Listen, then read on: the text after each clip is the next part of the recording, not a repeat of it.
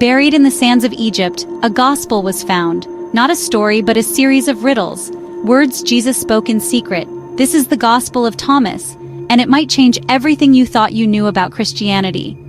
The Gospel of Thomas isn't a narrative, it's a sayings gospel. 114 cryptic phrases attributed to Jesus. No miracles, no crucifixion, no resurrection, just pure distilled teachings, many of them secret.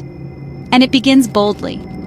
These are the hidden words the living Jesus spoke, and Didymus Judas Thomas recorded. Thomas, not just a disciple but the twin. The name Didymus means twin in Greek. Some early Christians believed he was literally Jesus's brother. Others, that he was his spiritual double. In some forgotten Gospels, Jesus even says, "You are my twin and true companion." But if Thomas is Jesus's twin, what happens to the virgin birth? Was this theology? Dangerous? Jesus in Thomas doesn't preach to crowds, he whispers hidden truths.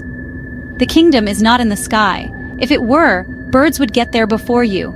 It is inside you and outside you. This gospel rejects the idea of an apocalyptic kingdom coming soon. Instead, it says the kingdom is already here, for those with eyes to see. Some scholars believe this was a response to prophecy failure, when the promised second coming never arrived. According to this gospel, we came from light, from a place beyond, a divine origin we've forgotten. You came from the light, you were made in the image. And your mission? To remember, to awaken. If the flesh came from the spirit, it's a marvel. But if spirit came from flesh, that's a marvel of marvels. This is not sin and salvation, this is soul and awakening. One of the most shocking lines. If I told you what Jesus said to me, you'd stone me, but fire would come from the stones and burn you. What did Jesus tell Thomas? Some say he whispered, "I am you." And another line says, "Whoever drinks from my mouth will become like me, and I shall become them." Thomas isn't just the twin of Jesus, you are. When you make the two into one, the inside like the outside, the male like the female, then you will enter the kingdom.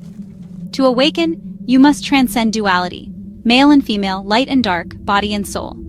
Mystics called this the return to the primordial androgyny, the divine human before the fall. And then the final line. Mary should leave us. Women are not worthy of life. But Jesus replies, I will guide her to become male. For every woman who becomes male will enter the kingdom. Some read this as sexist, others as spiritual allegory, the feminine and masculine uniting into the divine whole. The Gospel of Thomas isn't just a forbidden text, it's a challenge. A reminder that perhaps salvation isn't given, it's remembered. Inside you, outside you. If you make the two one, you will become the living one. If you enjoyed this journey into forgotten wisdom, like and subscribe for more explorations into the mysteries of the past.